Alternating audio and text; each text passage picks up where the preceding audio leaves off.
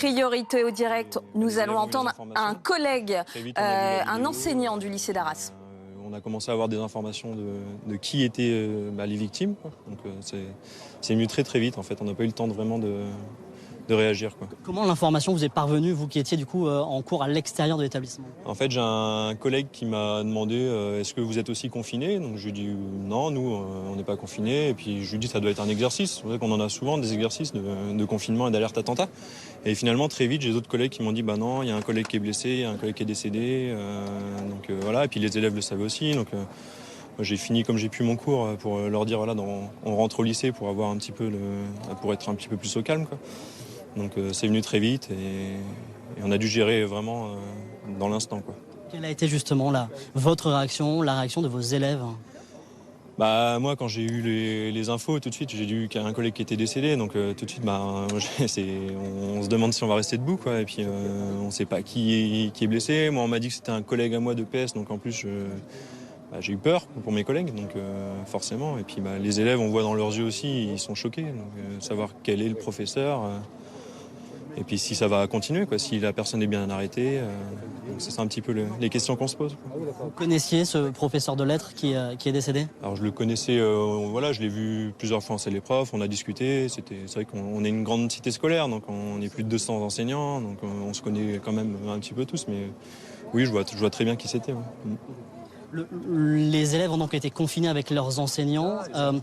Comment ça s'est passé au juste?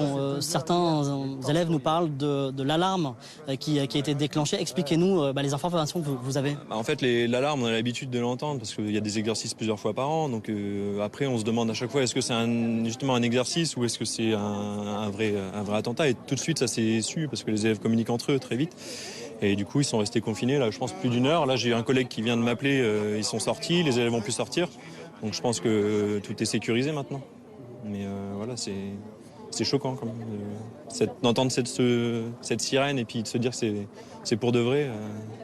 Quelle est la procédure justement lorsque cette sirène retentit dans votre établissement? Dans les établissements, la procédure, c'est en fait se confiner, se barricader avec les élèves, donc couper toute communication, plus faire de bruit, et puis attendre qu'il y ait une sirène justement qui vienne nous dire, c'est ça, une sirène de fin d'alerte, et que le chef d'établissement ou toute personne de l'autorité, soit de la police, vienne nous dire de sortir. Là, donc, la procédure a été respectée. Vous parliez de votre collègue d'EPS qui, lui, fait, semble-t-il, partie des blessés. Est-ce que vous avez des nouvelles, d'abord? Apparemment, là, il est parti à l'hôpital pour être, je pense, pour terminer les soins, quoi. Mais apparemment, il n'y a pas de danger au niveau de ce... Pardon, il n'y a pas de danger. Alors, on voit justement derrière vous les agents de force de l'ordre qui sont encore en train de mettre en place les rubalises, le périmètre. C'est quoi votre sentiment quand vous voyez tout ça? On se demande ce qui va se passer. Moi, ma plus grande inquiétude, et puis savoir qu'est-ce qu'on va faire avec les élèves, en fait. Là, il reste une semaine avant les vacances. Comment on va gérer demain? Donc, je pense que demain, de toute façon, ça va être fermé. Mais lundi, mardi, comment ils vont être suivis? Parce que il y a 3 ans, on a eu déjà 2 drames dans le lycée. Donc, ça commence à faire beaucoup, je pense, pour tout le monde. Depuis les faits, vous en discutez avec les collègues? Enfin, comment ça s'est passé après? Là, j'ai vu quelques collègues qui sont aussi perdus parce qu'on a des collègues un peu partout, on est disséminés un peu. On aimerait bien se retrouver un petit peu et pouvoir échanger et voir qu'est-ce qu'on va faire, quoi. Comment on va pouvoir gérer tout ça. C'est quel type d'établissement? On est en plein centre-ville. Oui. C'est quel type d'établissement là où ça s'est produit? C'est un établissement très calme, très serein, avec de bonnes relations avec les élèves, avec les parents. On n'a jamais de problème. Donc on se dit pourquoi ça pourrait arriver ici, en fait. Selon les premiers éléments de l'enquête, c'est un ancien élève, l'assaillant. Est-ce que vous avez confirmation de cela? Est-ce que vous le connaissiez? Si c'est bien cet élève-là, oui, je l'ai eu il y a 3 ans. Moi, c'était un élève que j'avais en terminale, donc pas de profil particulier, un élève réservé, calme, mais on n'aurait jamais pu penser que... on soupçonne jamais ces élèves de pouvoir passer à l'acte un jour, quoi.